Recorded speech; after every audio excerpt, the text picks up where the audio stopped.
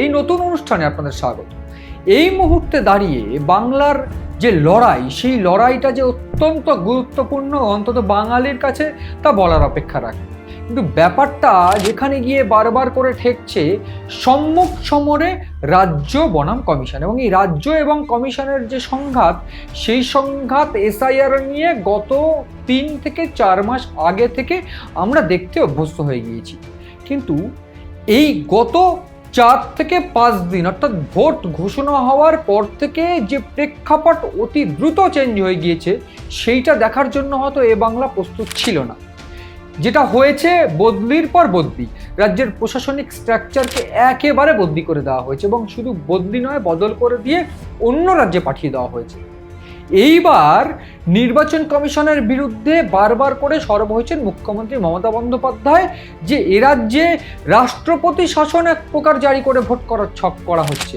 কমিশনের বিরুদ্ধে, বিজেপির বিরুদ্ধে এই রকম অভিযোগ করে মুখ্যমন্ত্রী মমতা বন্দ্যোপাধ্যায় যখন গলা ফাটাচ্ছেন, চিৎকার করছেন, ঠিক তখনই গতকাল একটা ভার্চুয়াল বৈঠক করে একটা ভয়ানক ইঙ্গিত ইতিমধ্যে জেলা শাসক এবং বিভিন্ন জেলার স্পিডার দিয়ে দিল নির্বাচন কমিশন। কি সেই নির্দেশিকা?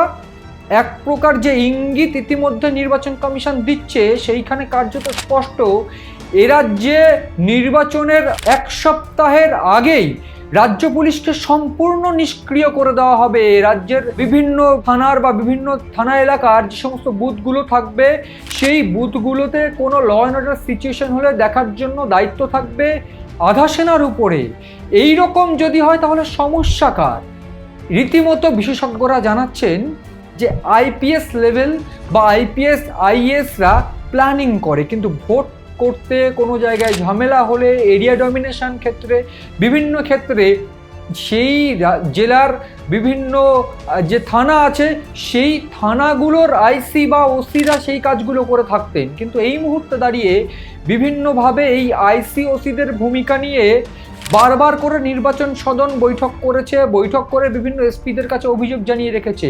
ঠিক এ প্রসঙ্গেই নির্বাচন সদনে যে আলোচনা হয়েছে বলে ইতিমধ্যে সূত্রের খবর, যেটা শুনলে আপনারা নিশ্চয়ই চমকে যাবেন। 2021, 2024 আপনাদের নিশ্চয়ই মনে আছে, 2021, 2024-এর ভোটের আগে, ভোটের সময়ে, ভোটের পরে কোন কোন জায়গায় ঝামেলা হয়েছে তার সম্পূর্ণ তথ্য চাইছে নির্বাচন কমিশন, চেয়েছিল নির্বাচন কমিশন। সেই সময়কার ওসি কে ছিল, আইসি কে ছিল, বিডিও কে ছিল, সমস্ত তথ্য দিতে হয়েছে।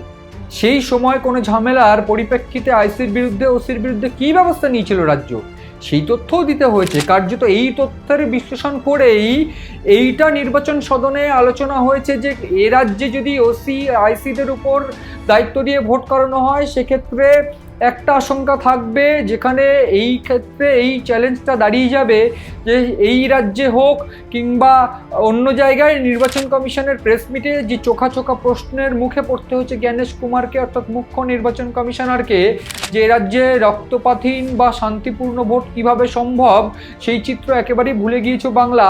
সেটা কি আদৌ সম্ভব? শান্ত ধীর গলায় এই জ্ঞানেশ কুমার বলেছিলেন শান্ত ভোট হবে, নিরপেক্ষ ভোট হবে এবং রক্তপাতহীন ভয়হীন ভোট হবে।